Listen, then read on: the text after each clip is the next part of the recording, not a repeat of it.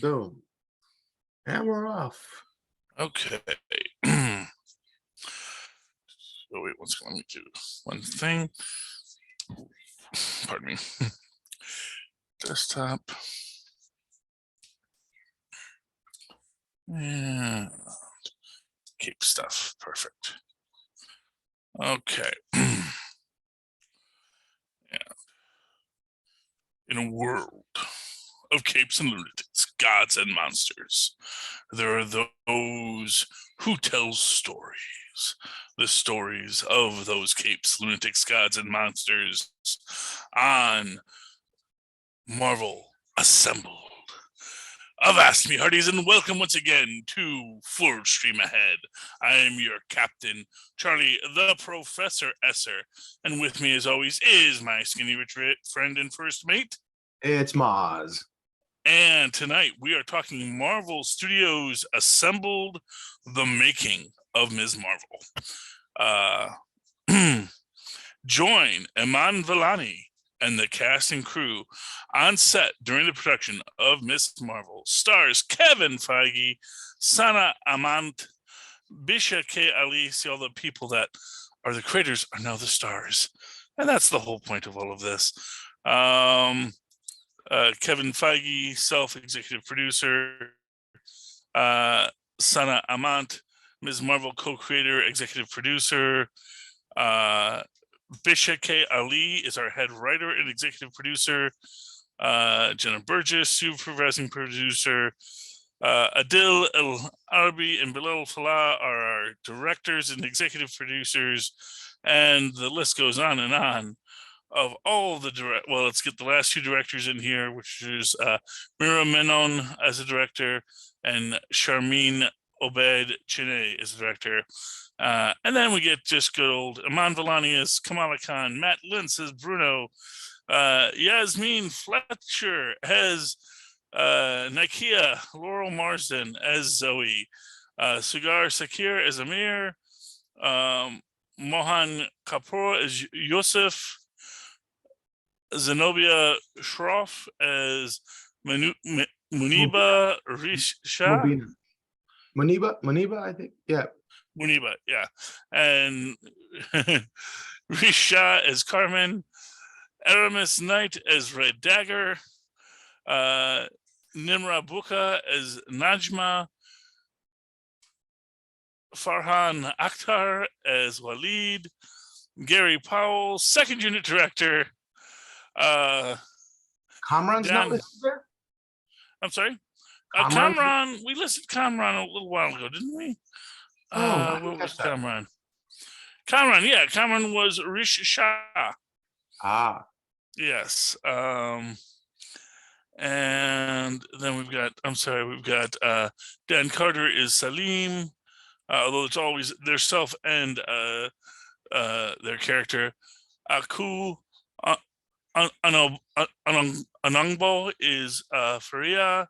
Ali Al-Silla is Adam. Mewish Hayat is Aisha. Christopher Glass is our production designer. Fawad Khan is Hassan. Arjun Bashan is the costume designer. Travis Springer plays Tisha. And our hardest working person in show business this week is Norden Rahali, our visual effects supervisor, because there was a lot of visual effects to supervise. Just one other person, we have a Varda Aziz as Zanib, and Marvel Studios Legal is Nigel Goodwin. So give it up for the legal department. Good old Nigel. Yes, good old Nigel. Anyway, yes. We also have visual effects by Christopher Chapman and Brendan Collect, which are the Plates Lab Wrangler and the Plates Lab Coordinator. Kevin Feige. Steps she jumps on? I have no idea. Kevin Feige, of course, executive producer. Lauren Boralski is our associate producer. And that is everybody IMD is going to tell us about today. That is a lot of people, but you know what? It takes a lot of people. No, not at all. everybody. In fact, actually, probably a relatively small amount comparatively to how many people put together a show like this. But like I said, it's about storytelling, and one of the things I really liked about this thing is how much effort they did put the kids, you know, front and center with Aman Vellani and the actor who plays Bruno, where they do get to they are doing our opening, and then they say it's with, you know, with Ms. Marvel and Bruno and this and that and the other, and because it's all a cast of sidekicks, which was nice. But we get a lot of neat walkthroughs in this, and one of the things I really like is the Avengers Con scene, and the discussion of how this is not a comic book convention, it's a real life convention. Yeah. But based off of what you would see at a comic book convention, one assumes. And also very cool that it's at Camp Lehigh in New Jersey, which also, I found it interesting that they didn't realize that Camp Lehigh, the birthplace of Captain America, was in New Jersey. And, you know, it's a nice little way to tie it all back into that beautiful thing of Aman Vellani as Ms. Marvel are, and I don't want to call her the first superhero from New Jersey, because obviously she's not. That was the Toxic Avenger, but you know, she's the first Marvel superhero. Oh, okay. No, Toxic Avenger. No, he's not Marvel. Although he does have the Toxic Crusaders did have a comic book tie-in through Marvel, believe it or not. As it turns out, apparently Lloyd Kaufman and Stan Lee are friends. Or, yeah, you know, it's a small world, and they're all working in the same business, you know. One of the people I really liked in this was Bishop K. Ali, who was our head writer. And I just loved how very nerdy she seemed to me. As you know, much in the way that, you know, Aman Vellani was this girl who, you know, saw this superhero and just became enamored of her.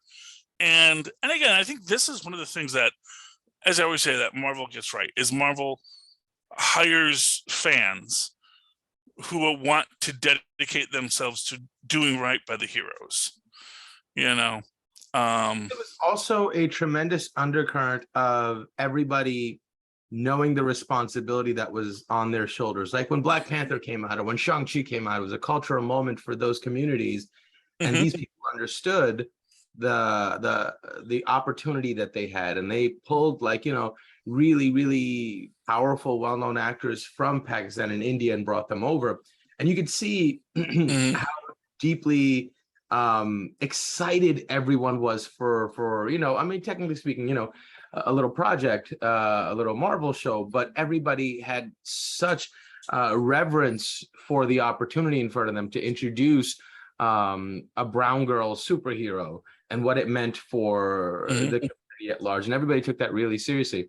And it was interesting to see that my favorite character on the show, Yusuf, the dad, was also a celebrated actor. And you could tell he was, you know, one of the best actors on the show. And that makes sense now. He was already like a well-known, established, serious actor. So that made sense. Yeah.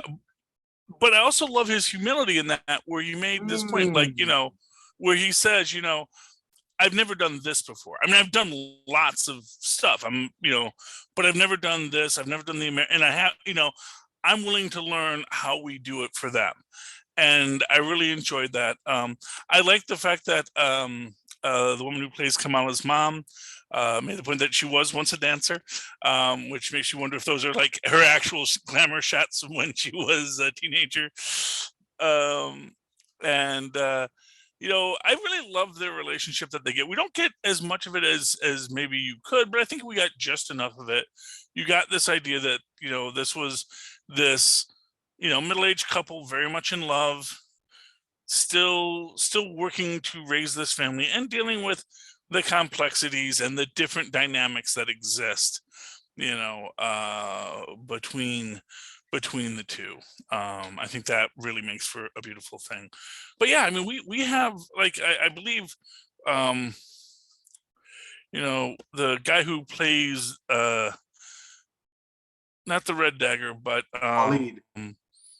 Ali, yeah, that he is apparently Waleed is a noted actor as well, you know, and I think that is, you know, and again, it's just they are taking these really noted names from the industry that people have been fans of for years, and you know, I mean, I'm a little disappointed Kinga didn't show up, but I guess he was busy, and maybe he's too big a star for this. So, Right.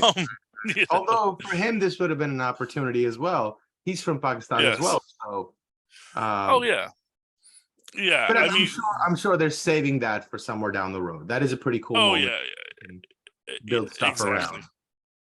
around. Um, I like the description of Adil and Bilal as the six best directors on set. Um, you know, just discussing how they're just jumping all around and you know, just seeming like way too many people. But I loved their enthusiasm, and they really seemed like kids in candy stores Yeah. while they're putting this all together. You know, and I can see why they were given. You know, you can see the vibrancy in their personalities that definitely translates into the Like when way they that the grab a piece from the Avenger Con and say, the Hulk smashed this, like that meant the world to them, you know, that was oh such a yeah, little moment, you know, it was like they were just, that's what I would be doing. It's like, oh my God, that's really from the, you know, and Kamal's like, that's from the battle in 2012. It's so cool. yes, it is great, and you know, but that's, and again, this is where we get, like I said, and that's where I think the Avengers Con scene does open up a lot. Um, but I also love things that they talk about when they're discussing the intricacies of these sets they built.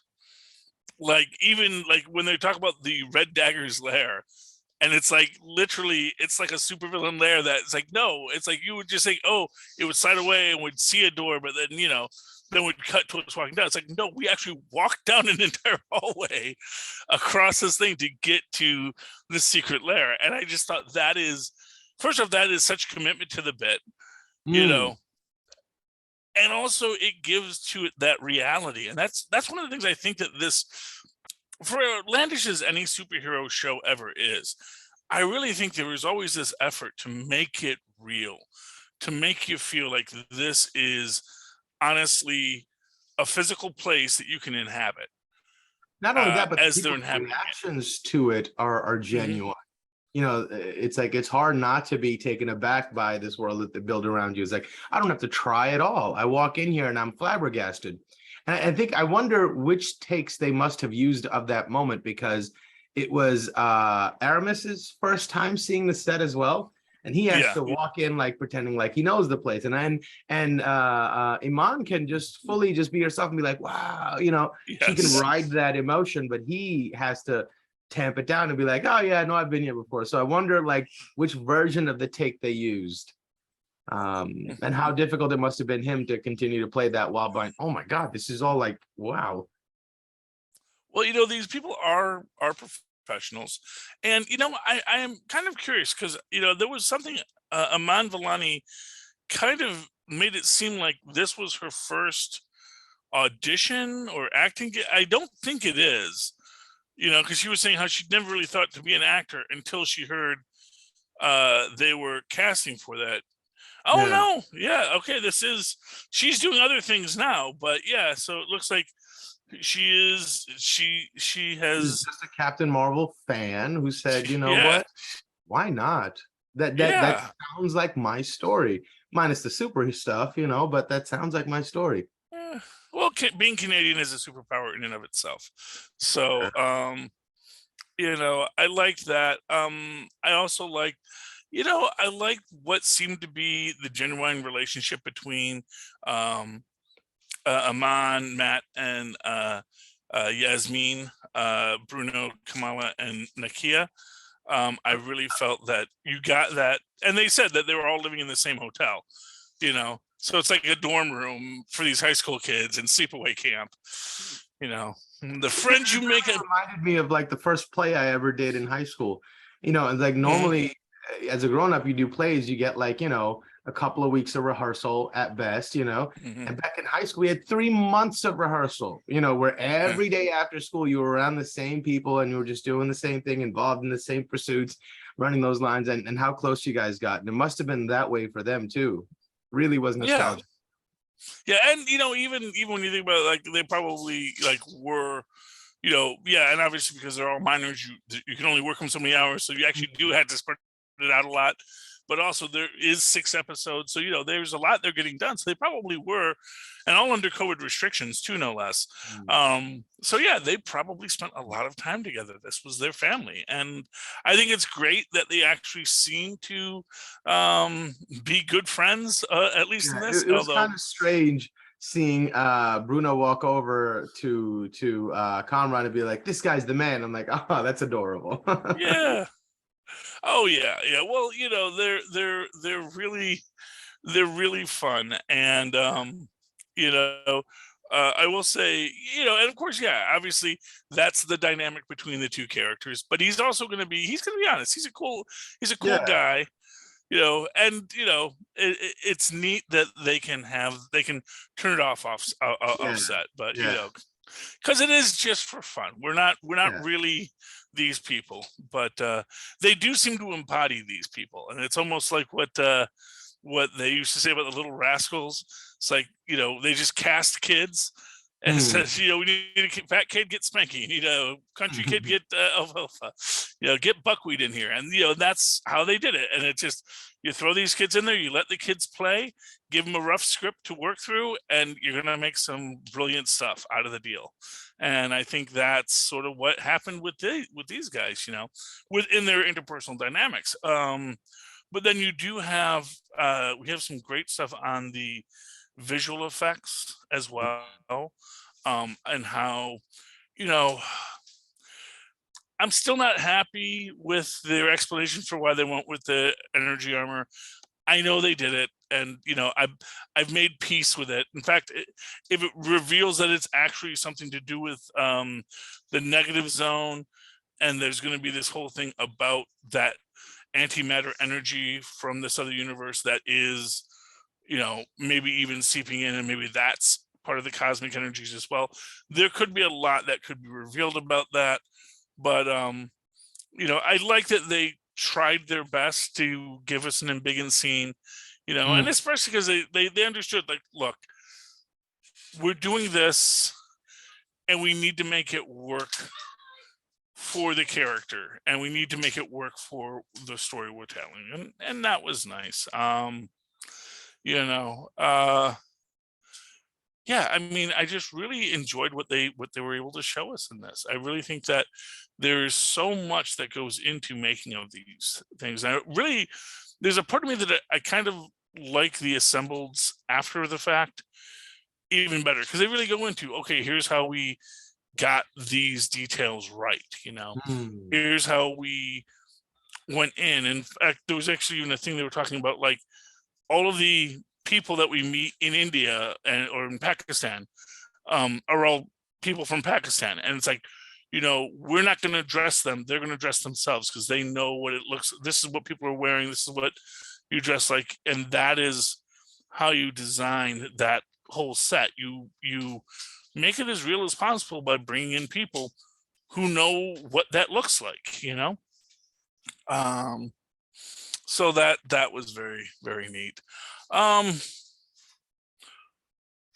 You know, I'm trying to think of, like, I think the two powerhouses of the show were the relationships between the people and the sort of coziness they were able to create in all those scenes. And watching this now, you get it as like, oh, those sets were really elaborate. It allowed you to feel at home in a space because everything was real around you.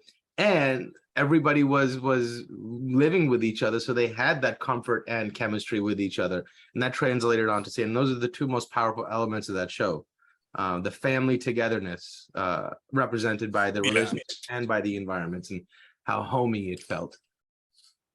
Yeah, and although I have to say, and this is actually where is he? Amir, Cigar, Shaikh, made me mad a little bit when he said, you know, I'm the millennial, so I gotta let these kids translate for me. It's like, quiet, you old young person. She said I'm 40. How dare she? Oh, I mean, and it's correct and right for the character, and it's like, as an old man myself, you realize, oh yes, that's right. All the adults are actually like younger than me. It's like, I'm actually probably closer in age to Yusuf. Right. When Iman says, "Yeah, my great great grandfather was part of the partition," I was like, "Oh yeah, my grandfather used to tell me about that." It just shows you the level of distance between the two generations, you know. Yeah, yeah. Well, I mean, that's how it is, and it's Granted, it my is. grandfather was maybe like 8 years old or something like that, but still. Yeah, yeah, yeah. I mean, it's yeah, and that was also one of the most interesting things, I think, when we go back in time and we Mm, actually meet Aisha, um, who I think uh, is a really great character. It's always said when you get these great characters like Aisha, like her husband, who just for constraints of story, we're never going to get a lot of, because it's like you know Aunt Prue and Uncle Owen. We can get that one episode where we really get something cool, but it's like, yeah, but then for the next decade they're dealing with a kid, and it's like day-to-day living. I'm mm, assuming stormtroopers aren't showing up every couple of days to kill Luke Skywalker, because right. that would kind of defeat the purpose. Right. And I so, think we should move. yes, but I do like the idea of um that entire, and what they did again to build that. And there was like this whole thing where they build the flowers in, and and it's kind of I funny love because it that. I reminded. love that the whole environment was centered around a mango tree, which I thought was beautiful. Yeah, yeah. That's like the national fruit out there. It's like the best fruit in the Oh world yeah, to any brown person you'll ever meet. Mango before everything. everybody likes mangoes. They are delicious. Okay. And children, how Mm. lovely they are. um Yeah, and, yeah. and and that was interesting because like you get to have these actors that are from that part of the world, and all of a sudden you put them in the middle of like our greatest myth Hmm. of the separation, the partition, and like these people have to inhabit that world. And it must have been a surreal experience for them. Um, Hmm. sounds like a really emotionally charged experience. Yeah, and and again, for just that effort to recreate it, and again, like, Aisha as a character is so fascinating, especially in the sense that she's like, she's not even supposed to be there. Like, literally, she's maybe 100 years old by this point. That that everything that everyone is talking about, it didn't have meaning to her until she put down roots, and then she became a part of this country. And I think that is both a beautiful and tragic story. And you wonder what might have happened had they had been able to go off together, and how different the world would be. It's a good what if story in there somewhere. So if you're thinking about what if season 2, Marvel, Mm. there's your one to do. What if Aisha had lived, and she's got the bangle, and then maybe the grandma gets the bangle, and maybe that unlocks something in her. We don't know, but And if if nothing all that else. happens, maybe Kamala's family never comes to America. Maybe they Hmm. establish a dynasty in India or in Pakistan. Yeah, I mean, anything is possible, and that's what's great about comic books and what ifs and everything Mm. else, is that you can tell this one story, but then it immediately opens up. Oh, and here's all the other stories that you can see, and here's all the other plot lines that we can explore. um yeah, I really enjoyed it. I really loved, I don't know. I heard someone complaining once about the way the mosque was designed in Jersey City, but I've been in Jersey Oh, City, interesting. and yeah, I've seen mosques that look like that. I mean, honestly, they're often repurposed synagogues. But yeah, Mm. it's like you get like a big church and a big stained glass window, and you get that in Jersey City, because I mean that happens, I mean, as there are one, some of like the more yeah, expansive, richer mosques, but then most of them are yeah. like in small rooms or. Well, yeah, but what I'm saying is like there are repurposed buildings that are that like So what I'm was saying the I've criticism? What was the criticism that you read? That it was well too that so elaborate? like well yeah that like a lot of people's I think they're thinking like mosques in New York City, Right, which are right, probably much more kind of like just all utility rooms that have been right, repurposed. right, right, right, And right. this is like a big elaborate mosque that to show that it is actually a city center. Yeah. And like I said, I mean, when I've seen mosques in Jersey City and other places, it is usually, like I said, the one that I'm thinking of, it literally was a repurposed synagogue. So it used to be a synagogue, and then the as There you your go. ethnic parties move in and out, it got repurposed into a mosque, but it has the big stained glass window, and it's got the big steps going up, just like you would have in a proper um House of religious Reverence. environment.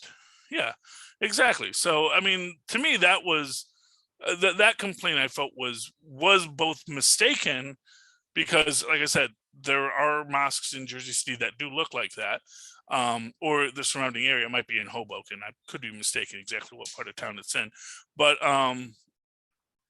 you know, I think it's mistaken to think that it is that it wouldn't be correct, and even if you wanted to say that, it's still, I think they envisioned it in the way that it is, in this way that in any immigrant community, they come in and they do bring that sense of home to it. So the streets of Jersey City really aren't that different than the streets of Karachi when we go to Karachi later. Although obviously there is a bigger difference because obviously the streets of Karachi are much bigger and wider, and there's more people.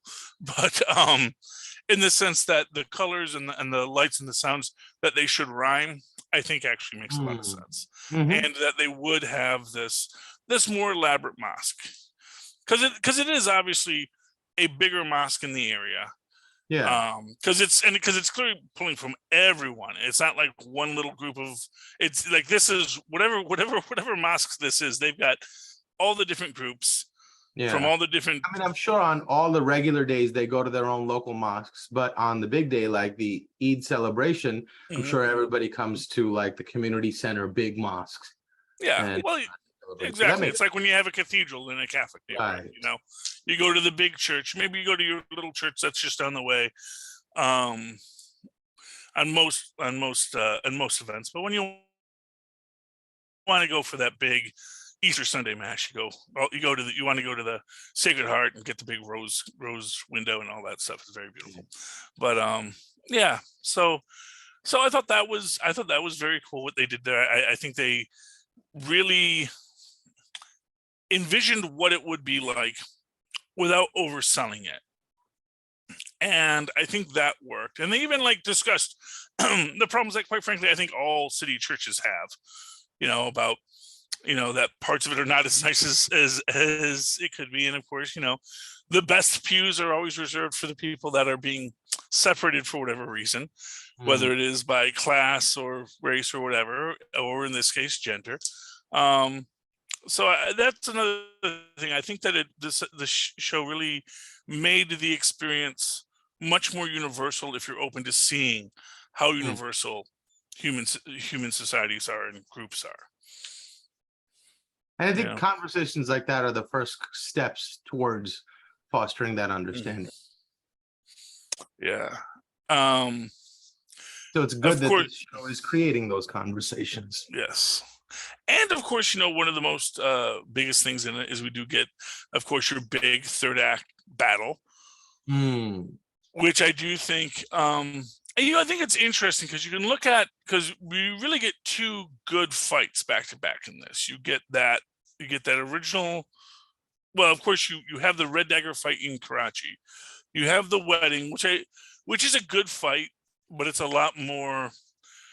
And it's maybe even the evolution of fights that you see in Marvel, where you have your sort of closed quarters fight, which is the wedding, the open street fight, which is what you get in Karachi, and then you get your big superhero battle, which is really arguably not even so much a superhero battle as the battle to contain superhumans, and also the People with collateral mutation? damage. I'm sorry. People with mutation, to contain people with mutations. Yeah, well, that too, exactly. Foreshadowing that whole thing, right? Yeah, and this is and they really went a lot. I love that they've got the Hulk weapons, that again tying it right back to the original Hulk, and of course we got She-Hulk coming. So we haven't seen the last of these repulsor cannons.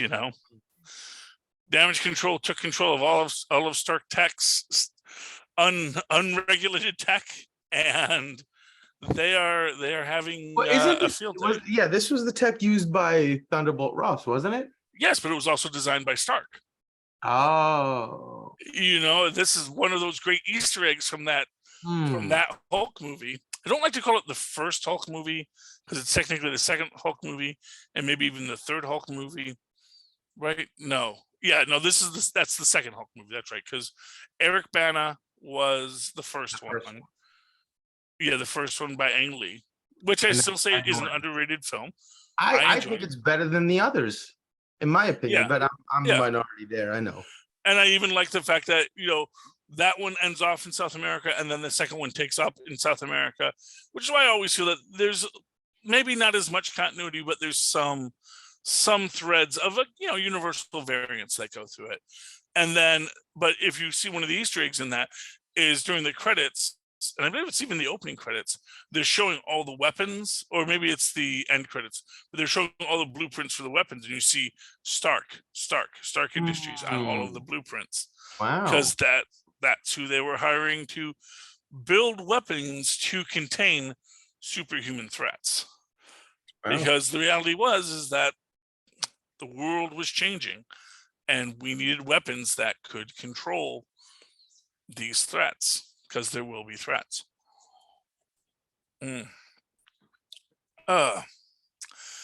But yeah. Overall, I think they fit as much into 6 episodes as they possibly could. And they did it in a way where you were satisfied towards the end and hopeful about what it brings for the future. Oh, yeah. And they paid the appropriate amount of reverence to the cultural moment that it was creating as well, which I thought were all solid benchmarks to hit here. Oh, absolutely. And what I think is like maybe one of the best aspects of that is just this idea that you can tell a really great story about a culture and a people and a group without hitting you over the head, and making it about that. You tell the story, you tell a great story. So here's one of the things I always like to talk about. There is and it's a meme that goes around about some writing teacher in college is telling people, I do not want you writing horror stories, sci-fi stories, fantasy stories here. You're not here to learn to write those things, because those things at their core are distraction. And when you do have a well-written fantasy story, sci-fi story, horror story, it's not because it's a horror story or because it's a sci-fi story, because it's a fantasy story. It's because it's a human story. And you can set a human story anywhere and it becomes a good story. And, like Spider-Man isn't Spider-Man because, he punches the Green Goblin. Spider-Man is Spider-Man because he's a teenager struggling with money issues and, a difficult family home life that he's got to navigate. Oh, yeah. And You all that know, other stuff is window dressing that makes it cooler. But if the heart of it isn't a good human story, none of that other stuff matters. It only matters if exactly. humans inhabiting that story are interesting.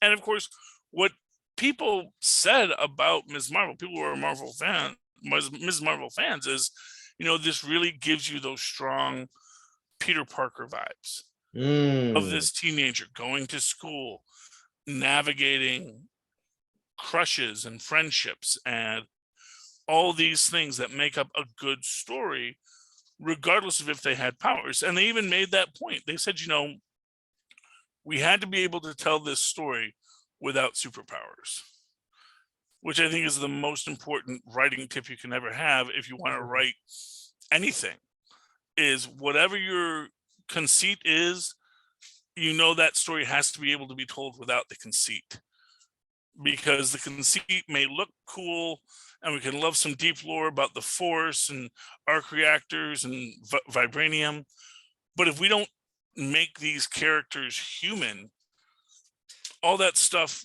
doesn't make them more human, and it right. doesn't hide what you're writing. But you know, like I said, they got it. They got it. And again, I say I think they got it because, as always, they went and found fans. They went and found people that understood the characters, understood their stories, both action, again, not only in the creatives and the writers, but like right down to the actors. You know, Iman Vellani is like, you know, there is so much about this girl that is me, you know, and that is I think what makes her so believable and honest in the role. And I'm really looking forward to seeing her in the Marvels. I think Yeah. she's gonna really knock it out of the park. So I love that they kept showing that picture of her dressed as Miss Marvel 3 years ago for Halloween. oh yeah. Meant to Well, but be. it's, yeah, well, exactly. And you know, and not for that was a really good costume. For Yeah. something that was like handmade, you know, said she Her had to get her grandmother grandmother to stitched it together for her. I love it. oh It yeah. was great. And you know, that's got to be a sweet, just a sweet part of her memories and her life, you know. I don't know the status of her grandmother, but I hope that that memory is something that gives her joy for the rest of her life, because that is honestly, you know, it's a rare thing when you have that connection with someone who can just give to you in a way to help you be something. Yeah. I remember when my mother sewed up my captain, not, it's technically a US agent outfit. At the time it was Captain America because he was the captain.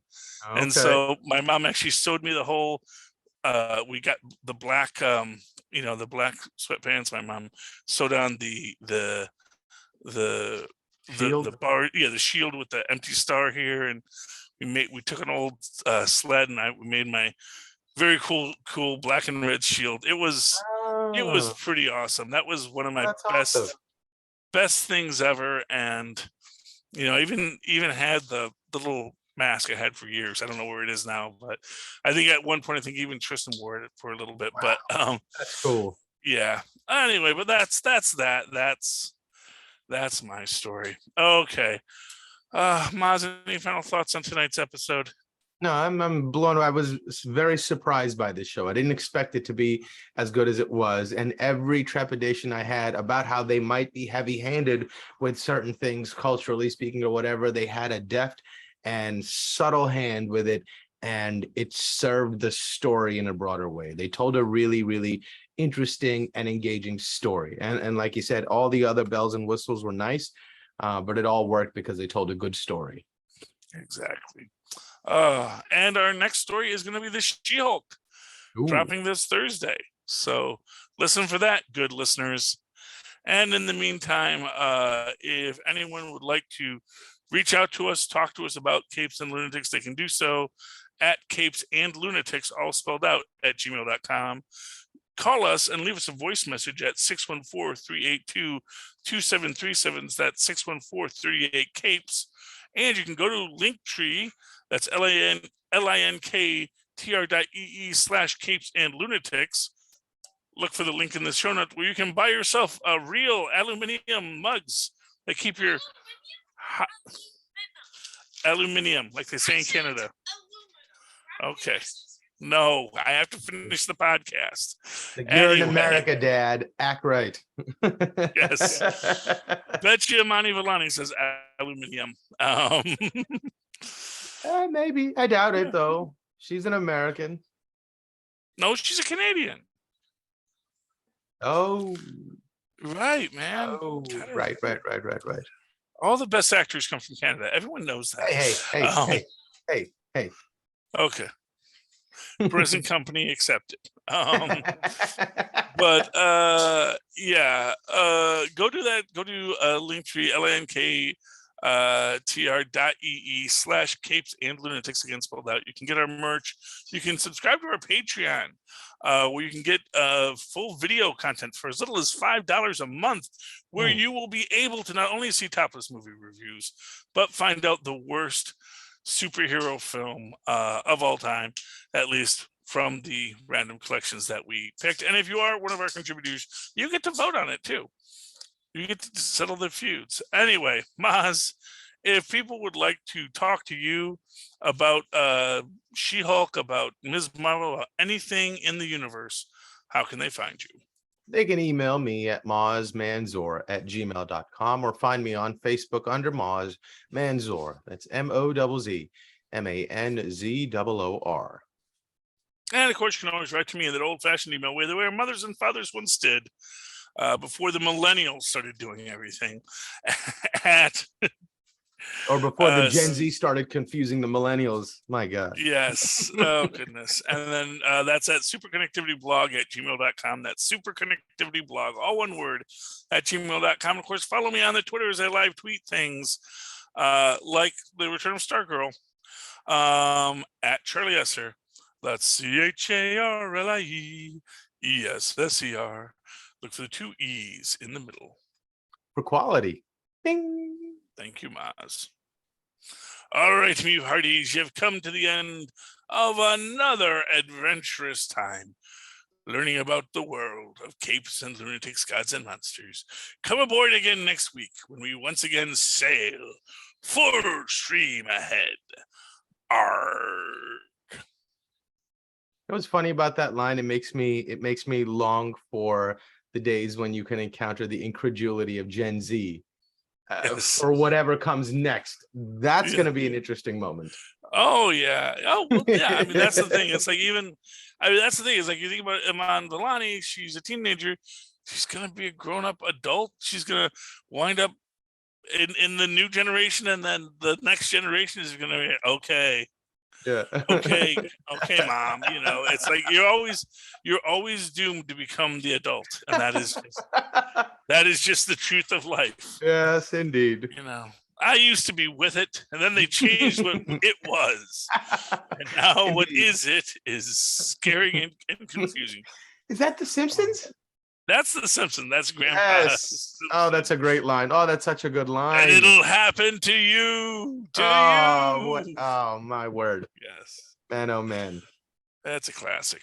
All right. Indeed. I will talk to you after you watch She-Hulk. And sounds like a plan, man. Probably back here, same bat time, same bat channel. Indeed. Okay. All right, man. Have a great night.